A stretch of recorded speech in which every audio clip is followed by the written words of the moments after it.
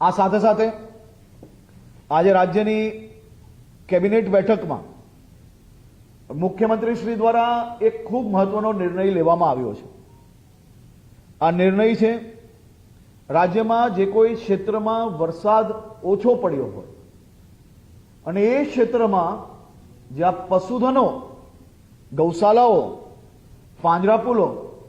અને પશુધનના રક્ષણ માટે એને ખાદ ખોરાકી માટે ખાસ કરીને ઘાસચારાની કોઈ તકલીફ ના પડે તે માટે આ નિર્ણયની સત્તા સીધે સીધી કલેક્ટરને આપવાનો બી નિર્ણય લેવામાં આવ્યો છે, જેથી એની જે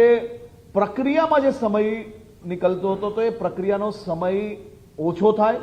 અને ઝડપથી કલેક્ટર ડાયરેક્ટ પોતાના જિલ્લામાં પરિસ્થિતિના આધારે નિર્ણય લઈ શકે તે માટે આ નિર્ણય લેવામાં આવ્યો છે। આજે આદરણીય મુખ્યમંત્રીશ્રીના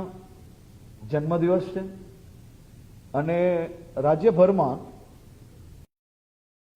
અનેક જિલ્લાઓમાં સામાજિક સેવાઓ થકી આદરણીય મુખ્યમંત્રીશ્રીનો જન્મદિવસ મનાવવામાં આવી રહ્યો છે।